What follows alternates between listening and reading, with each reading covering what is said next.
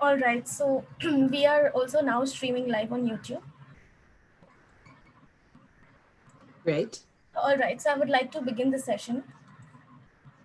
All right. Okay. So, hi, good evening, everyone. Good evening to all the students, to all the teachers, educators, counselors, and parents who have joined us for the fourth webinar for the day today. And I welcome Sandy Kelley from Ithaca College, New York, who will be talking to us today about filling your profile and family section of the Common App.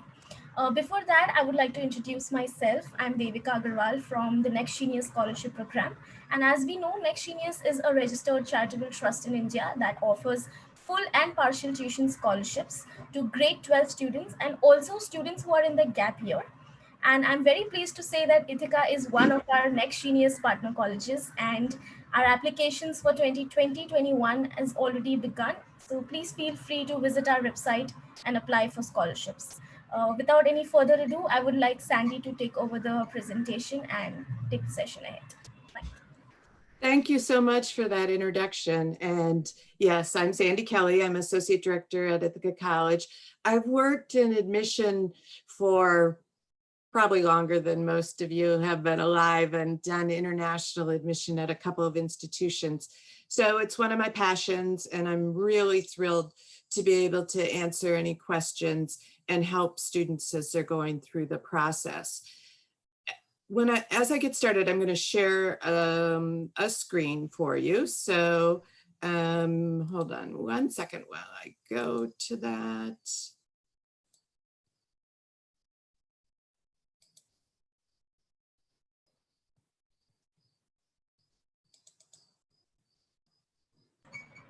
So as I mentioned, I am based in Ithaca, New York.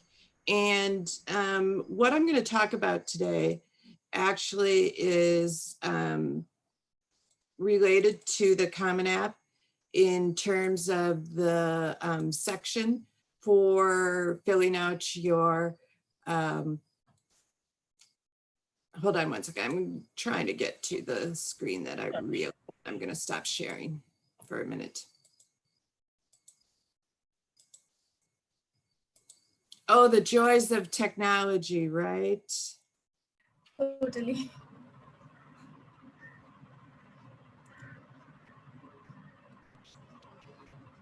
Okay, now can you see my PowerPoint? Yeah. Yes, we can. Okay, so another way to think about this is why do they need to know this information about me? What is so important about knowing some of these details? And so I'm going to talk a little bit about the process, but one thing it's kind of good to get the big picture, right? So the data in the profile and the family section is really to create a unique record for each student. So we need to be able to identify you specifically and have that record go throughout your process. We ask for demographic information, and that gives colleges and universities the ability to understand probably more in total as an aggregate rather than about individual applications, the information about our applicants and admissions and then enrollees. So that's very important. And then think of it as you're providing information for the entire experience, not just for when you're applying. So we're asking some information in order to be able to provide experiences and communication in the application phase, in the admission phase, and maybe even the enrollment phase. So some of this information may not be of interest in the application phase, but would be of interest later on. And colleges and universities may refer to this information in order to provide information that may be of particular interest to you. It could be things like if citizenship, will we need to provide information about the visa process, and I'll go through some specific examples as we go through this. But again, we're we're wanting to support you. It's not that we're being nosy, it's about providing that kind of support. So I'm going to switch now my screen, hopefully fairly smoothly, and go to the actual Common Application sections.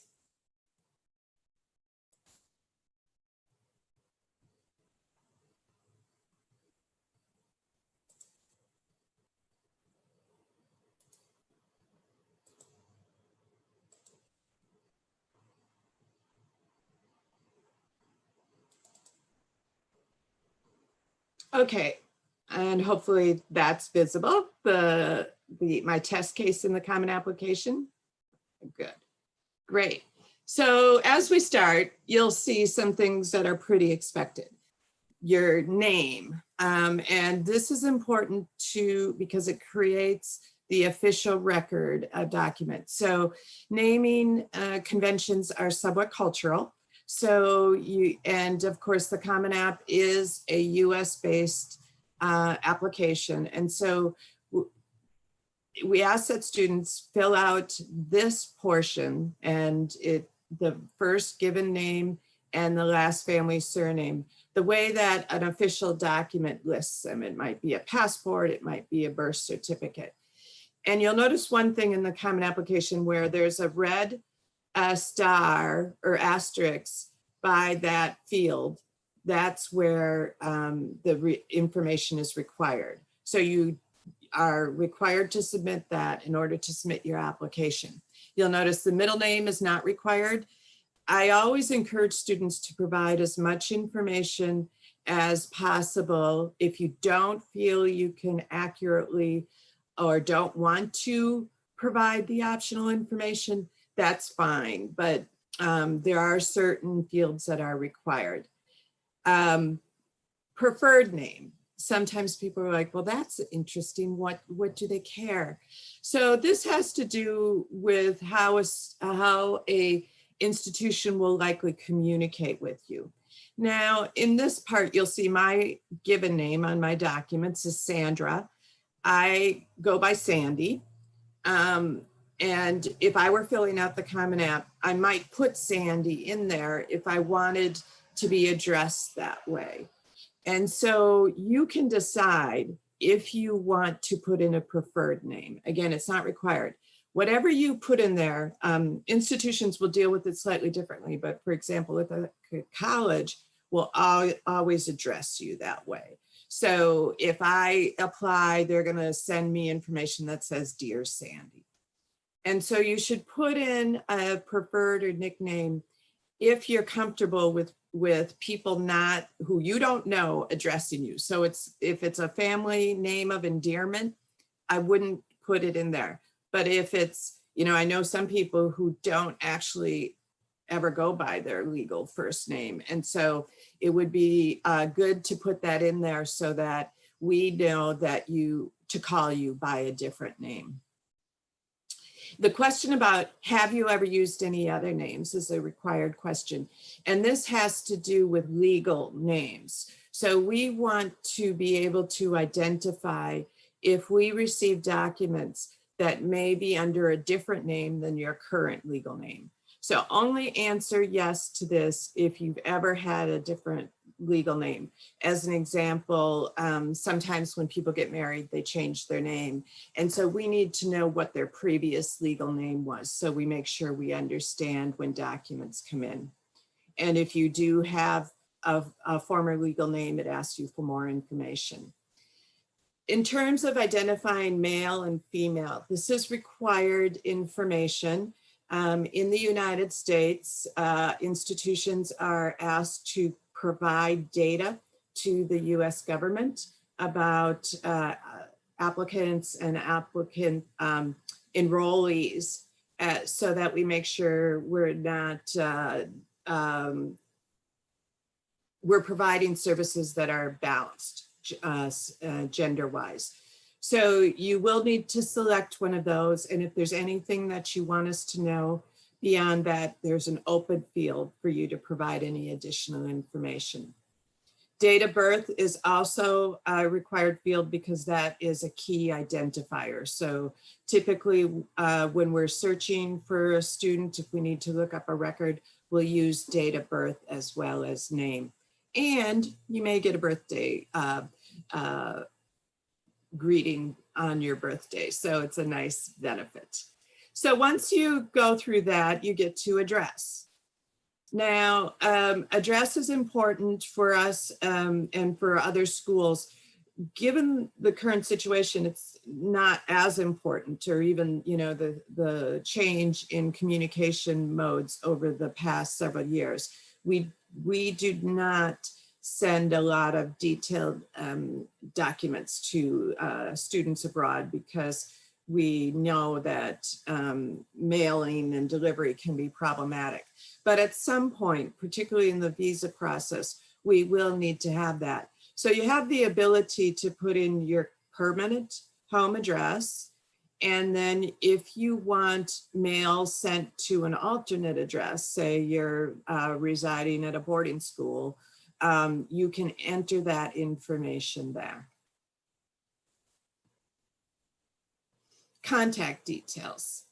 So we ask for a phone number, and it's fairly straightforward. When you enter your phone number, you're allowed to pick the country, which automatically populates the country code for the phone number, and then fill in the information.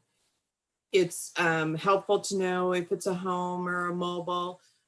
Put in the phone number that you want official messages to go to. If it's mobile, it may be text messages, it may be calls. I do recommend, I don't find this very often with international students, but if you're putting in a phone number, please make sure that if you have a voicemail response, that it's appropriate for admission office to hear that voicemail response. And then you have opportunities to add additional phone numbers if you want to be sure that if we're unable to reach you at one number, we have additional numbers for you.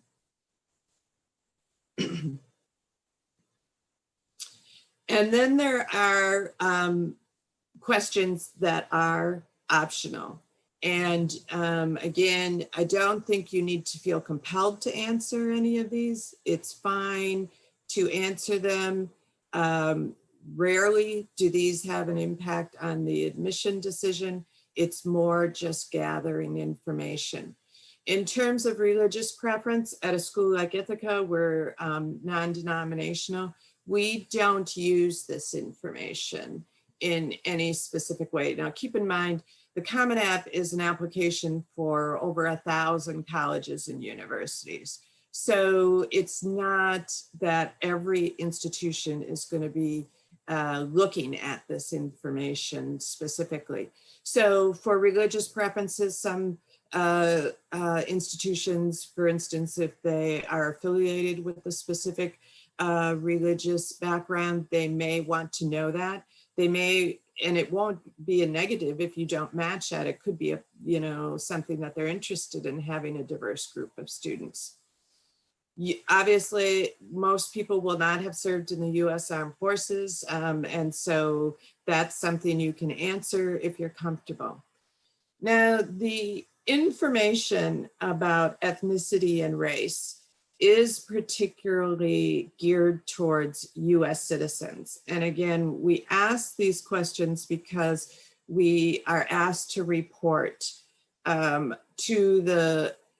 aggregate, the percentages of students who meet certain criteria in the US. Some of these questions don't make a lot of sense for international students because, again, it applies mainly to US citizens. You can answer them if you want to. You don't need to. Again, this is a section that has less relevance for non-US citizens. And they are all optional. And the different pop-ups will come.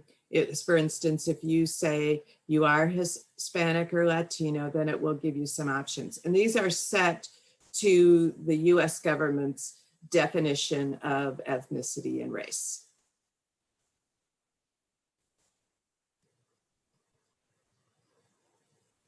So geography, this helps us understand and again, provide data on your specific information. And by putting in this information, it can provide us with some detail about your specific situation. And some of these are required where the city and country of birth, if you've lived in the US, how many years have you lived in the US? And again, it can be 0, so that is an option. And number of years you've lived outside the US.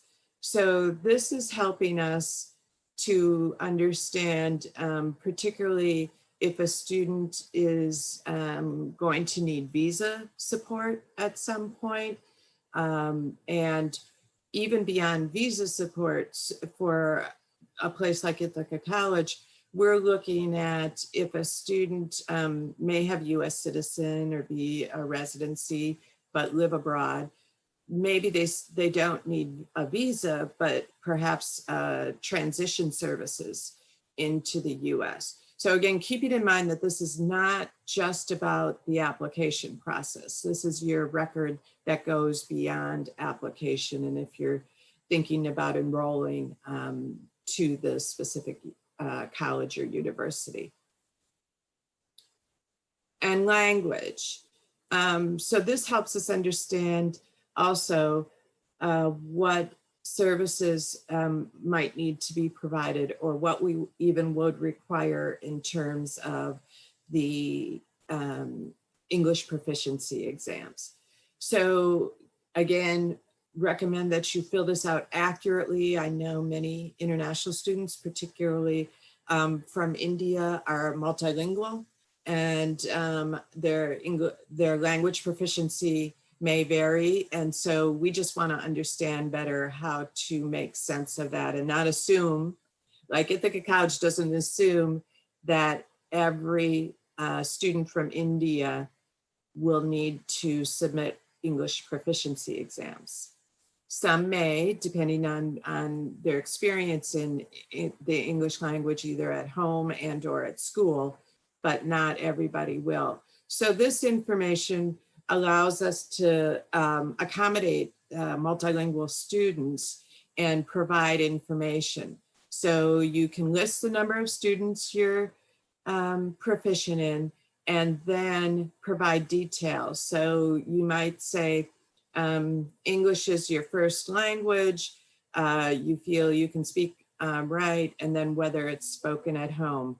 If you then can choose another language and answer the same questions for that.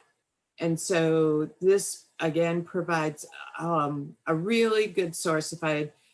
If I had added 5, I would get space to add 5 languages in there. So again, just be as accurate as possible.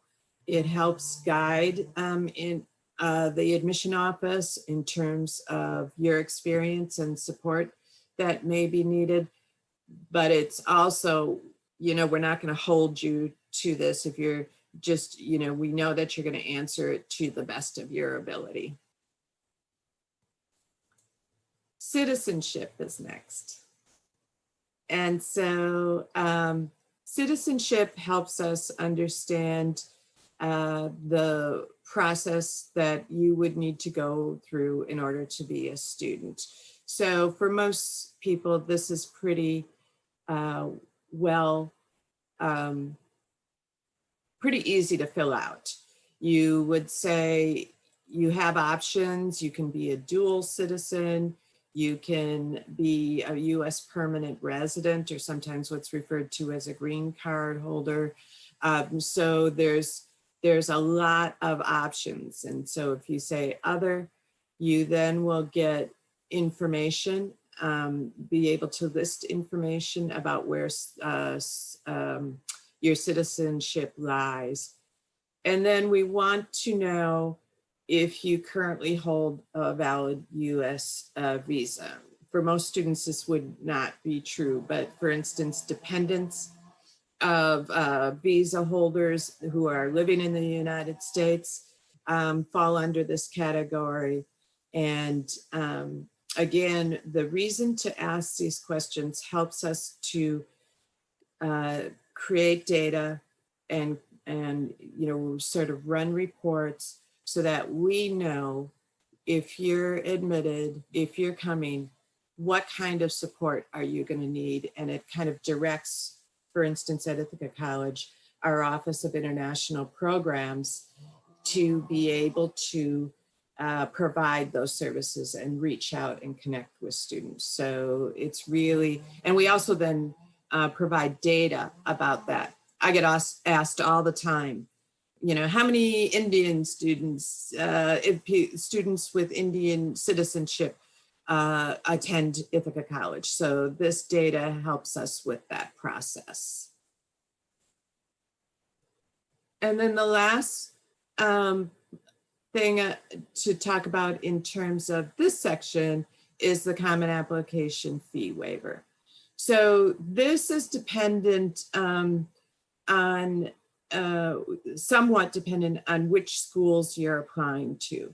So every school, I believe, has the option to say the fee to apply, and it will be different from school to school, could cause a barrier for me. It would be a financial hardship. And so this is where you can say that, yeah, that would be a financial hardship.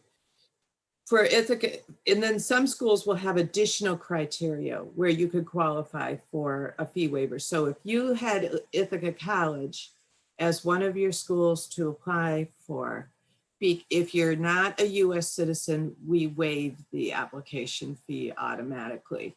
So if you, in this section, or actually it's in the college section, which you'll learn about later, but there will be opportunities to learn more about fee waivers specific to the colleges that you're applying to later on. So this gives you an opportunity though to say if you want to be considered for a fee waiver based on financial information.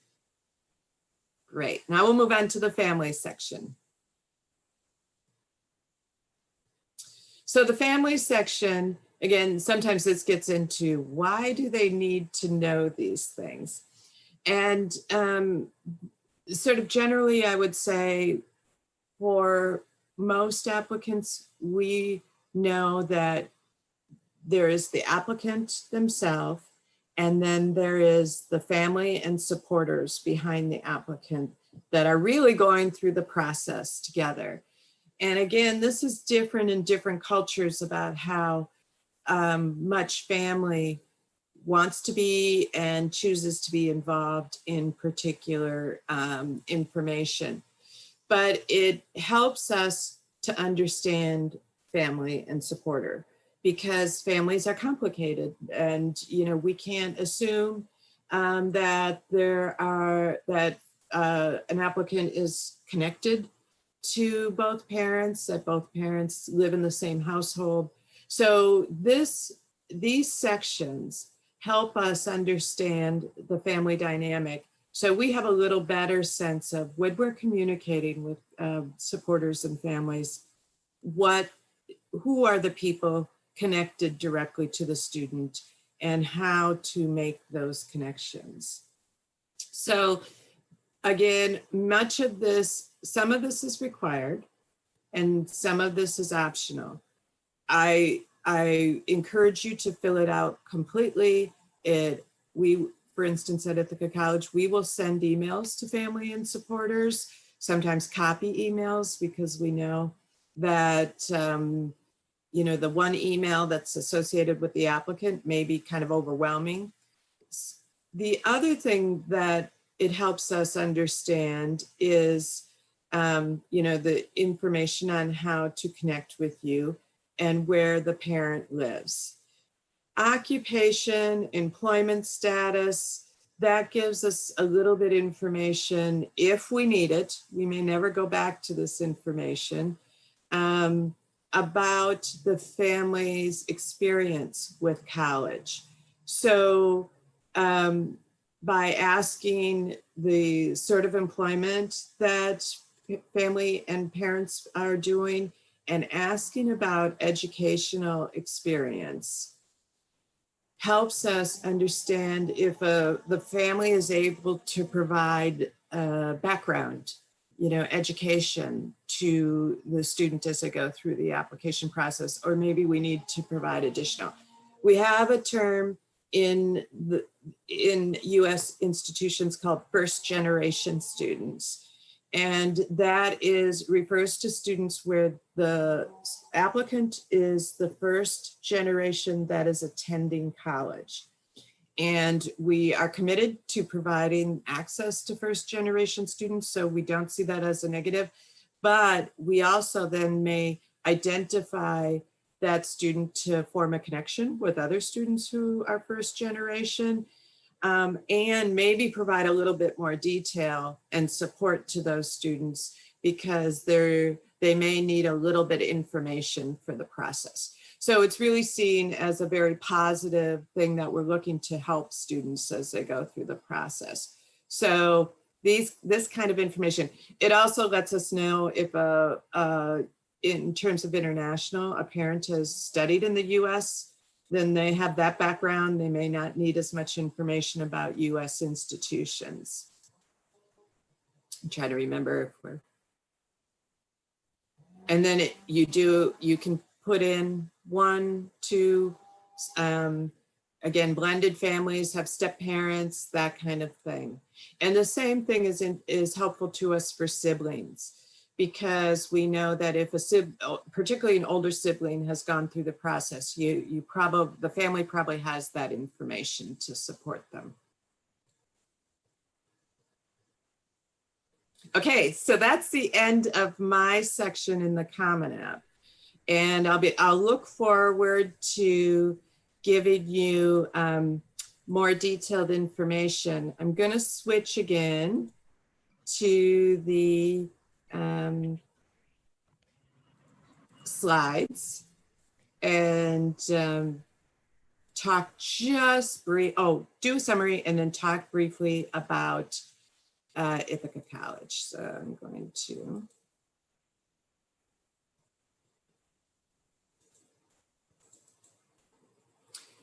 So in summary, the good news is this information is hardly ever used in terms of making the actual decision. I'm not authorized to speak on behalf of all the thousands of colleges and universities in the US, but I can tell you that it may never be referenced by any individual college. And most of this information is provided to help support students and for us to understand a little bit about our applicants. So don't worry about the section in terms of, should I answer that? Shouldn't I answer it? Answer it to the best of your ability and provide the information if you feel comfortable. And again, the reasons that it's going to be used is to understand your background, make sure we have an accurate file and documents in your file, and we can match documents so that the process goes smoothly. We can provide additional services that may be of particular interest given your background and data, and to be able to communicate with you effectively. So before we get to questions, I just want to say a little bit about Ithaca College. So we are located in the center of the state of New York in a city called Ithaca. We're about 4 hours from New York City. It's in a beautiful location. It's called the Finger Lakes. If you see my virtual background, it's looking from the top of our campus toward the lake called Cayuga Lake. And Ithaca is home, Ithaca, New York is home to both Ithaca College and Cornell University. So there's a very college town atmosphere. We have students coming from around the world to study in this community. So it's a very diverse international community. This slide gives you sort of the data information. We define ourselves as a medium-sized college with about 6,000 undergraduates in the US, that's medium. We offered 98 different academic programs, and they're organized into the School of Business, School of Communications, School of Health Science and Human Performance, School of Humanities and Sciences, and the School of Music. So wide range of academic programs for us.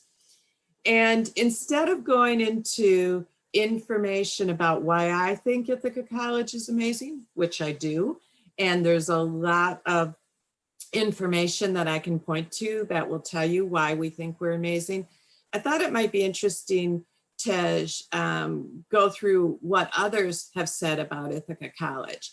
So this is kind of a list of recognitions from outside organizations that have recognized Ithaca College.